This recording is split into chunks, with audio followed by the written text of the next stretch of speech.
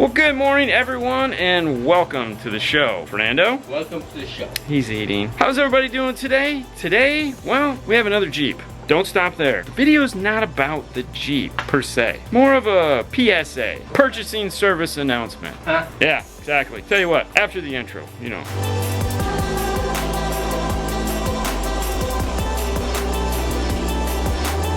So a couple today brought in this Jeep for us to do a new radio and a backup camera. It is a recent purchase of theirs. They wanted it to head out to the beaches here in Florida and drive the sand and have some fun. They got their cool sunshade hats in here. Still got these regular factory wheels on it. And that's cool because that means that we can use the EchoMaster backup camera because it's made for the factory wheels. And I was told when it was handed the keys that, oh, it has the factory wheels. And I was like, oh, okay, cool. And then I walked out to the car. Oh yeah, that's the factory wheel, but this is definitely not the factory mount. There's something amiss here. And what is this? So naturally I was like, great. We started to do a little investigating and see what is going on in this used vehicle. First step was, of course, opening this up and explaining what was going on to Fernando. And I was like, hey buddy, do you think we need to unzip the top? And he was like, no. So I stuck my head in here and, ow. They have this billet aluminum thing, which I couldn't see through the tint. We tried to unzip the top and this one stuck. You have to try everything when you buy a car. Every button, every zipper, slide the seats, everything. It's the joy of buying a used car. But this one does come up. We lifted it up and we saw it and we're like, oh, okay, that's gonna be fun. Then I started looking at the wheel and I noticed there's this wire, that little wire right there, that guy. I was like, what's that for? If I come down here and look, I see there's a backup camera strategically placed in the fork of the wheel. It's like, okay, that's weird. Followed the wire to see where it goes. We pulled out the taillight. We see that it comes up through the taillight here, works its way into the car, unscrewed this panel, and you can see the wire there taped to the floor. Okay, so it must be run up to the front of the car. It's got a factory radio in it still. Naturally, we pulled out the glove box, looked for the wire, didn't see it there. Pulled out the radio, realized that there was an aftermarket radio in here. And how we figured that out, even though it had the factory radio in it, we knew there had to be an aftermarket radio in here because there's a bracket that typically goes in this area, and there's a screw that goes in the top of the dash kit that was missing. That's typically the case when you put an aftermarket radio in there, but no reverse camera. We pulled the air conditioning controls, which we do because we want to remove the Uconnect box so we can get to the factory USB here, which is attached here in the armrest. You can remove this, by the way. It doesn't do anything once you replace the radio. Just take it out. It's a great place for the Sirius XM tuner if you're gonna put it in. Remove the knee buster, and we still hadn't found it. It was like, okay, what the heck is going on? Right? Yes, where is it? Jumped into the back of the car here, and the nice thing about a Jeep is it's easy enough to just pull the carpet up and check, and there's no camera wire on this side. Do you have one on your side? I find a wire over here. Now that's kind of strange because you came in this side of the car, you go across the car, and then you go up the driver's side. Why not just go up the passenger side? I knew it wasn't here because we had already searched here. Where, oh where could this backup camera wire be? Keep in mind, the reason why they're here is for a backup camera, a new one, and a radio. So why waste all this time? Well, if it's got one and it works, you know, what's the point? They didn't even know they had it. I find a treasure. Buried here is the backup camera, which is super strange. For testing a backup camera, we have a CCTV tester. This guy right here, which you can find on DNF tool drawer. What this allows us to do, it has a 12-volt output here to power up the camera, and of course it's got an RCA input that we've made here so that we can plug the camera in. Looking at this, it's got a brown RCA end on it, which immediately tells me this is a Pioneer camera. This is a nice camera.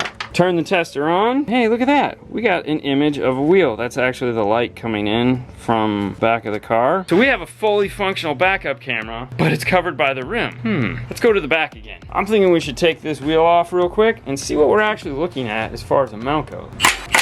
Yeah. And here we go, we have a backup camera. I guess we should go see what it looks like on the monitor. Looking at the image on the camera, we have a really good image. That's pretty nice. Now the only problem I see is that the camera wire isn't long enough. But they have a camera. So we could actually use their camera with no issues, other than we're gonna have to rerun the wire, because for one, it's down the wrong side of the car. So that's kind of cool. Now I need to go talk to Paul, let him know that we actually have a backup camera in here, and see if they wanna maybe do something else with their money. I just came from talking to Paul, and I called the customer and talked to him on the phone. And one of the things about the Jeep that I absolutely hate is the dash kit. It doesn't matter whose dash kit it is, by the way. There's no bias here. My preferred dash kit is the Chrysler one, this guy right here. The 956511-17. The reason why it has the 17 on it is there is a non-17, which was the remake for this kit, and then it really wasn't as good as this kit, in my opinion, and so they brought it back in 2017. So that's why it's a 2017 kit. That's the one I like to use if that's the only kit in the room. If there is money in the budget, I like this kit. You can get from Pack Parts, not to be confused with Pack Audio, but Pack Parts. It is an Alpine WRA I207 BKTS. It is the dash kit for their 207 installation.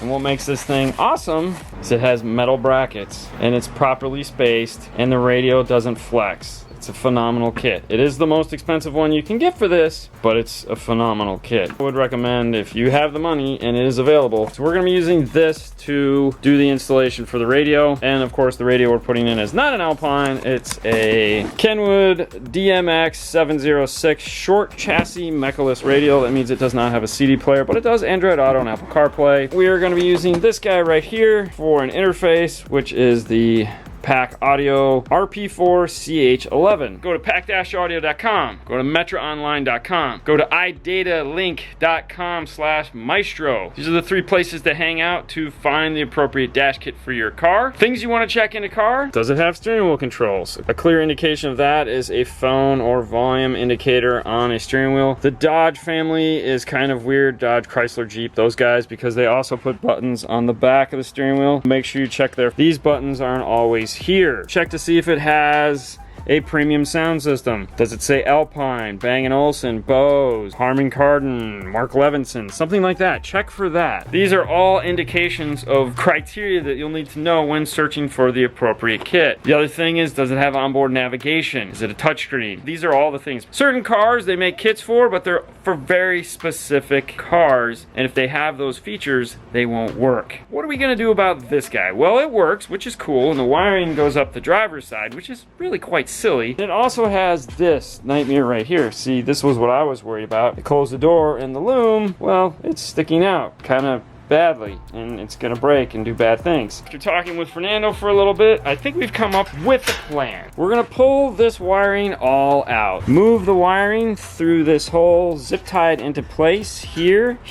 That way we have a nice lip that goes across this area. We're gonna get rid of this split loom stuff that sucks and replace it all with the appropriate expandable tubing. We'll also put a couple layers of exterior Tessa tape over the wire to give it some protection on the wire itself and some thickness. Make it more of like a rope as opposed to just a crappy wire. Once that is done, we will rerun the wire up this side of the vehicle as opposed to this side of the vehicle. Another nice feature about going with a smart harness in the car and why you need to know all that information beforehand is a lot of these have the reverse triggers built into them. Do not need to tap a reverse light. Some cameras, specifically like the Alpine camera, it also is going to need a third brake light because it actually has the third brake light built into it. That you're going to want to look at like an iData harness for, because they provide a brake light output in their smart kit that the other guys do not. One more thing on a Jeep, just for you guys that are like Jeep fans or Chrysler fans, it's Chrysler, so it's the whole